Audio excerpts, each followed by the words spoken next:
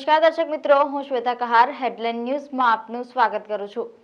હવે નજર કરીએ દેશની 20 મોટી ખબરો પર। 370 હટાવાયા બાદ પીએમ મોદી આજે પહેલીવાર કાશ્મીરમાં। થોડી વારમાં પીએમ શ્રીનગર પહોંચશે। લોખંડી કિલ્લેબંધી 6400 કરોડના પ્રોજેક્ટનું કરશે ઉદ્ઘાટન। જાપાનથી 6 બુલેટ ટ્રેન ખરીદશે ભારત। આ મહિનાના અંત સુધીમાં થઈ શકે છે ડીલ। બેંગ્લોર બ્લાસ્ટના આરોપીની માહિતી આપનારને 10 લાખનું ઇનામ। એનઆઈએ બહાર પાડી તસવીર। બેંગલુરુમાં પાણીની તંગી, 3000 બોરવેલ સુકાયા। ડેપ્યુટી સીએમએ કહ્યું, મારા ઘરનો બોર પણ સુકાઈ ગયો છે। 500ના ટેન્કરનો ભાવ 2000 રૂપિયા પહોંચ્યો। રાહુલ ગાંધી ન્યાય યાત્રા આજે ગુજરાત પહોંચશે। 4 દિવસમાં 7 જિલ્લાઓમાં 400 કિલોમીટર યાત્રા ફરશે। જૂનાગઢના ભવનાથમાં શિવરાત્રીના એક દિવસ પહેલા જ મેળો જામ્યો।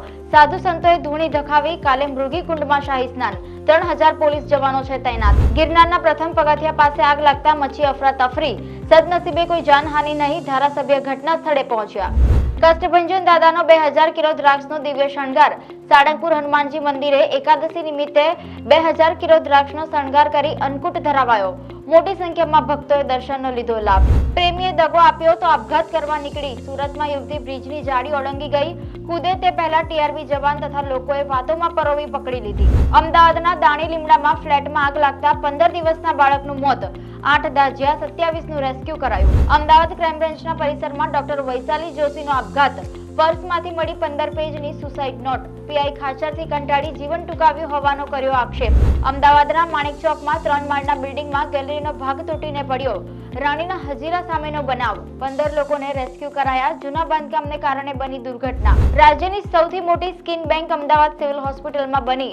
18 વર્ષથી ઉપરના કોઈપણ બ્લડ ગ્રુપના વ્યક્તિ કરી શકે છે ત્વચાદાન। વડોદરામાં હિન્દુસ્તાન ફાઇબરગ્લાસ કંપનીમાં મોડી રાત્રે વિકરાળ આગ લાગી। 5 કિલોમીટર દૂર જ્વાળાઓ દેખાઈ। સ્ટાફમાં મચી અફરાતફરી। વડોદરાના જવાહરનગરમાં દારૂનો વધુ એક ભોયરામાંથી 2140 બોટલો મળી આવી। બુટલેગર થયો ફરાર।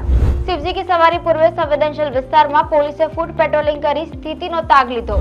તારી હાલત કિશન ભરવાડ જેવી કરવાની છે। વડોદરાના સાવલીમાં 4 અજાણ્યા શખ્સોએ છરા અને દંડા સાથે આવી આરએસએસના સ્વયંસેવકને મારી નાખવાની આપી ધમકી।